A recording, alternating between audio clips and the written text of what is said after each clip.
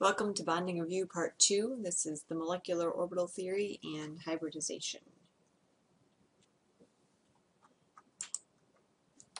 So first, what is molecular orbital theory? As hopefully you will recall from the atomic unit, electrons are known to exist in atomic orbitals, s, p, d, and f. When the atoms come together to form a covalent bond, where the electrons are shared, those atomic orbitals need to overlap and will form new molecular orbitals because now they're creating a molecule. Based on the theory, you need to make as many molecular orbitals as you have atomic orbitals combining. Since to make a bond you need two atoms, you're going to have at least two MOs formed for each pairing that's going to occur. We're mostly concerned with the s and p atomic orbitals because those are the ones that the valence electrons of most atoms occupy. So those are the ones that we're really going to focus on. The D and F will also follow these sorts of rules, but we're really only going to worry about the S and the P for our purposes. Just a quick review, the S atomic orbitals are sphere-shaped and the P atomic orbitals are dumbbell-shaped. Whether you call the horizontal one PX or PY or PZ doesn't really matter. I tend to call the horizontal one PX and the vertical one PY and the one coming in and out PZ, but there's different determinations depending on who's designing it, so just be aware that that's why they're a little different. Bonding and anti-bonding molecular orbitals. Since we're combining two atomic orbitals to make the covalent bond, there must be two molecular orbital options created, a bonding molecular orbital and an anti-bonding molecular orbital. In the bonding molecular orbital, the electrons reside mostly in between the two nuclei of the two atoms that are trying to combine. This allows a bond to form between them. The anti-bonding molecular orbital has the electrons residing mostly in a space that is not between the two nuclei of the two atoms. This means no bond will form because there's no physical sharing going on between the two atoms. In order for the bond to be there, you need to have some sharing occurring with the electrons.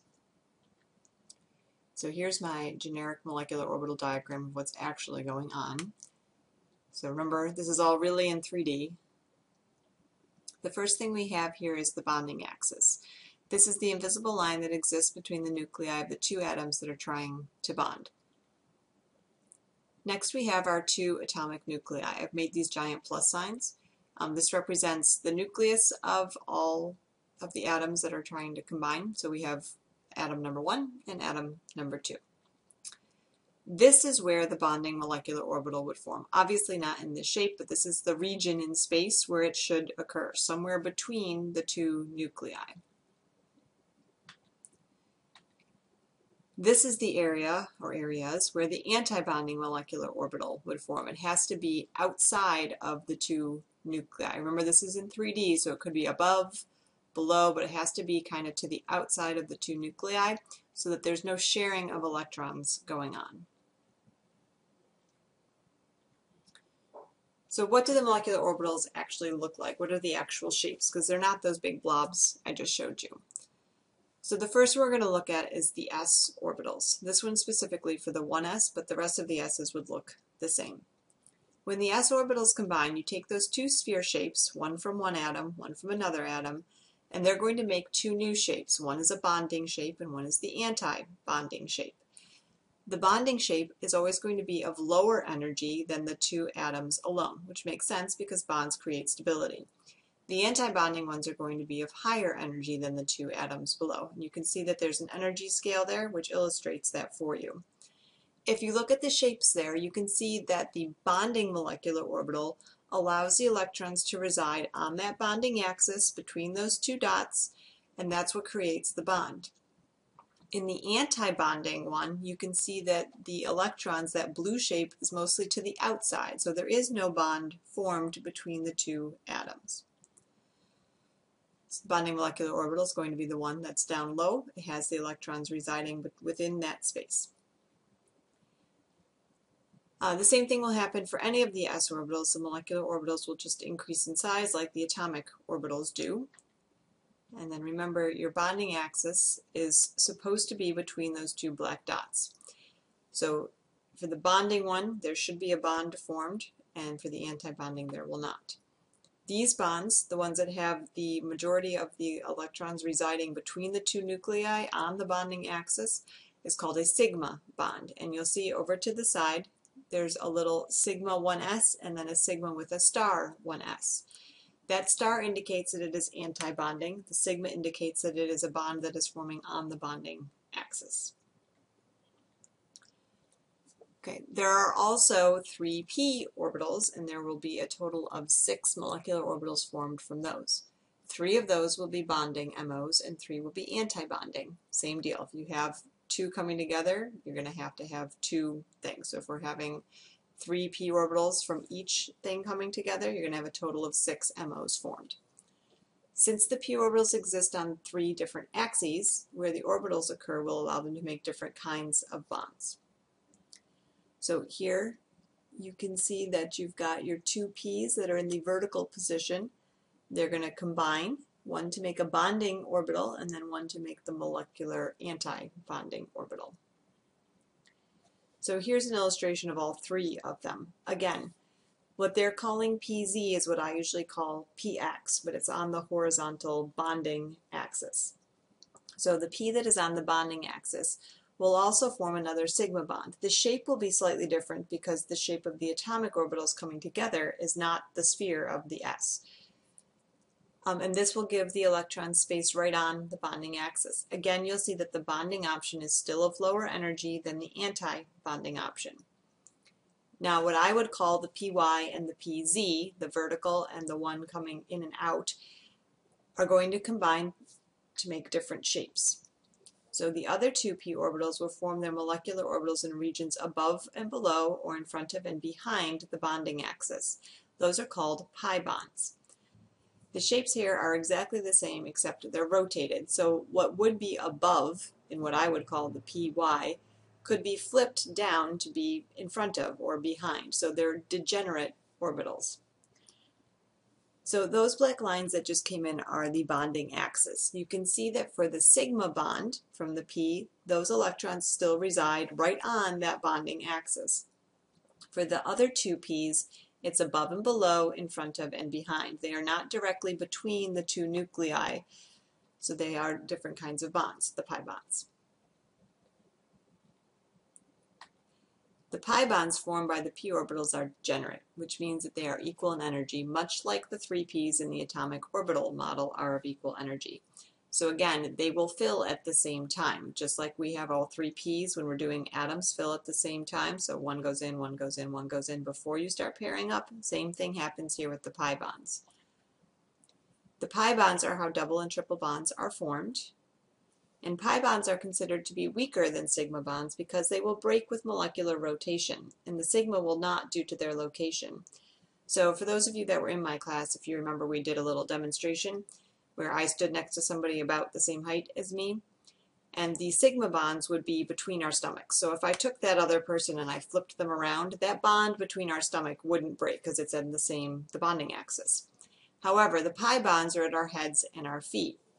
So if I took the person and I rotated them, much like an atom can rotate in space, those pi bonds would break as they rotated around. So the same is true for a molecule. Sigma bonds don't break, pi bonds will break and reform with rotation.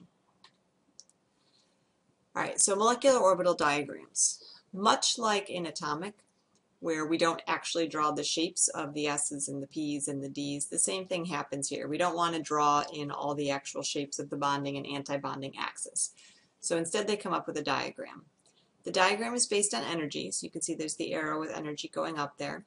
You have your 2 separate atoms on either side, so that's the lines kind of in the middle, labeled 1SA and 1SB. And those represent hydrogen atoms in this case.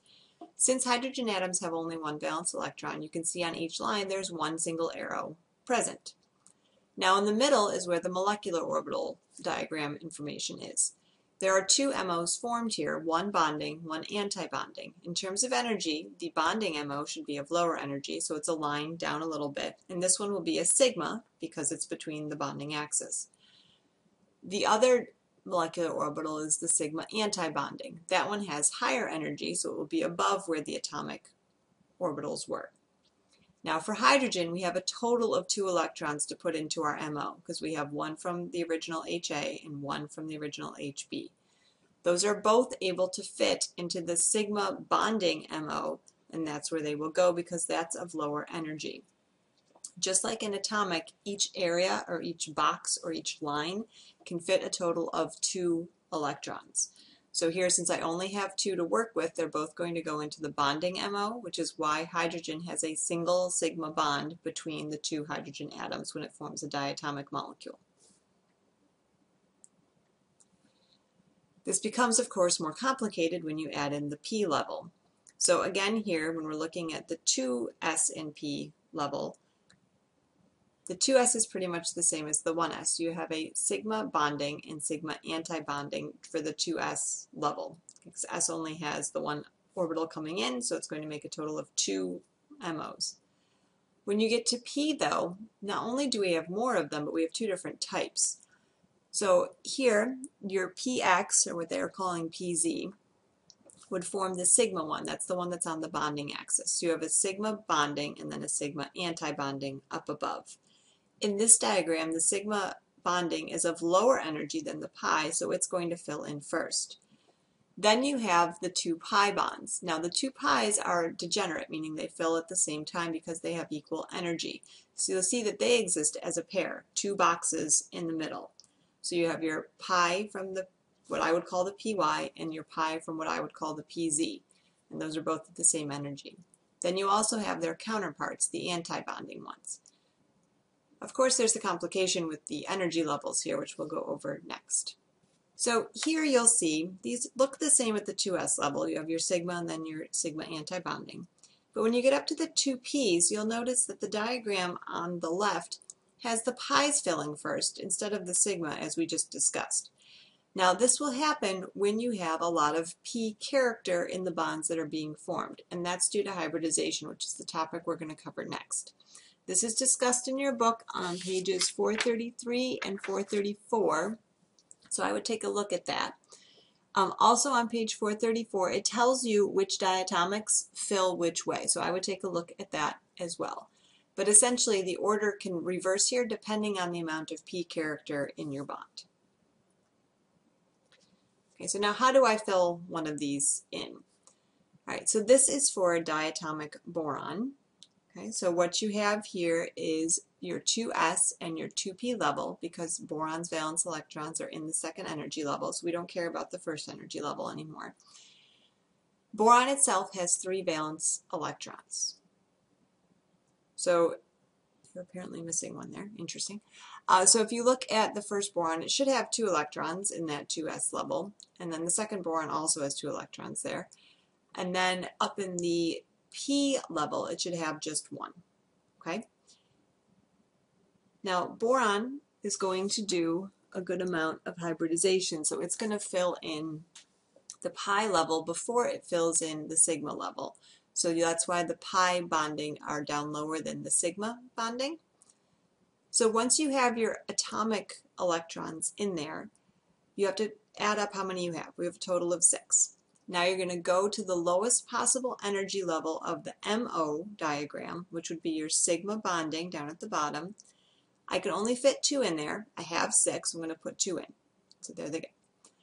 Now I'm going to go to my next level, which is the sigma anti-bonding, which I can also put 2 in. I still have 4 left, so I'm going to put 2 in there. Now I only have 2 left. Because the pi is going to fill in first, and these are degenerate, you're going to put 1 electron in each of those levels before you start pairing them up, because just like in atomic, those electrons don't like to be near each other unless they have to be. So here you're going to have 1 electron in one pi and 1 electron in the other pi. Okay? So that's how you would fill one of those in. The next topic is hybridization. So since we have other combinations of atoms than diatomic orbitals, we need to look at the other combinations of atomic orbitals to make different kinds of bonds. Most molecules have orbitals that are actually blends of the atomic orbitals and result in hybrid orbitals. Again, for us, we're only going to focus on S and P, but there are other possibilities involving the D and the F. For this, I'm going to have you go work on a hybridization tutorial that's on my website. So if you click on the link for the hybridization tutorial, it should take you right there. You may need to find the one that says hybridization and then go through it. I would highly advise you take some notes on what you've learned there and make sure that you kind of understand, at least with the S&P, what the hybrids are, what kind of molecules can form there, and what the angles between the atoms involved in those bonds are. There's a diagram over here. You'll see that we have several different examples. The ones that we're most concerned with are the first three. So those are the SP hybrid, the SP2, and the SP3. For SP, you'll see it's almost always linear. It may have some double and triple bonds in there depending on what the atoms are that are involved. For SP2, it's trigonal planar. There's 120 degrees between each of those things. And again, you may have a double bond in there depending on what you're bonding with. And then you also have SP3. This is tetrahedral. Now, some of those spaces can be taken up with lone pairs instead of actual atoms, such as in H2O, where 2 of those spots are with lone pairs, not with actual atoms. The bond angle is 109.5 for a pure tetrahedral example. The other two, you should know their shapes, but you don't need to worry about those hybridizations involving the Ds. All right, the formation of hybrid orbitals allows for different shapes of molecules. Each bonding space can be taken up with either an actual bond or with a lone pair. You'll need to review these shapes using the tutorial. It's the same web page you went on for the hybridization one. Just click on VSEPR and your book. You should know the names of the shapes, bond angles, and hybridization type for the common VSEPR shapes. And remember, VSEPR stands for valence shell electron pair repulsion theory. We're going to do a worksheet with this, so hopefully this will be more familiar to you once we're done with the worksheet. But you should have some notes on the different shapes available, the bond angles that exist, and the hybridization type that is typical for that shape. So here we have some examples. First one we have is the linear shape, so the bond angle there is 180. It's typically SP, hybridization. Trigonal planar, as we just went over, is SP2, okay, and that can be bent. Tetrahedral is 109.5, that's SP3. It can also take the shapes of trigonal pyramidal and bent depending on the number of lone pairs that are taking the place of an actual atom. And then we have the other two, trigonal bipyramidal. This has got 5 things attached to it, and octahedral has 6 things attached to it. Again, those can be replaced with lone pairs, and that will change the shape available. But you should know all of these different shapes and all of the bond angles associated with them. Okay. One example of how the bond angle can change is on the next slide. So here, this is the one that's most commonly asked about. We have methane versus ammonia versus water. So methane is CH4. It's a tetrahedral shape. It's got 4 things actually bonded, 4 H's. So the bond angle there will be 109.5. sp3 hybridization. Ammonia is also sp3 hybridization, but one of the atoms has been replaced with a lone pair. You'll notice that the bond angle is shifting to 107 instead of 109.5. Now, why does that happen? The lone pair that's there is going to push those H's closer and take more room for itself, because the lone pairs are always greedy for space and will always force whatever is bonded to actually get squished together. Okay, water with its 2 lone pairs has an even smaller angle between the H's, 104.5. So that bond angle of 109.5 is the max. It can get shrunk with the increasing number of lone pairs, but the 109.5 is the typical tetrahedral angle. So this is the end of Review 2. We'll be working on some worksheets with this content in class. Please be sure to take some notes on the information so that you'll have it available. I would also highly recommend that you read and outline for your own use Chapters 9, 9.1, 9.2, 9.3, and 9.5, and also Chapter 8, 8.13. You should also take some notes on the 2 tutorials that you're viewing so that you'll be ready to do the worksheets in class. Okay, good luck.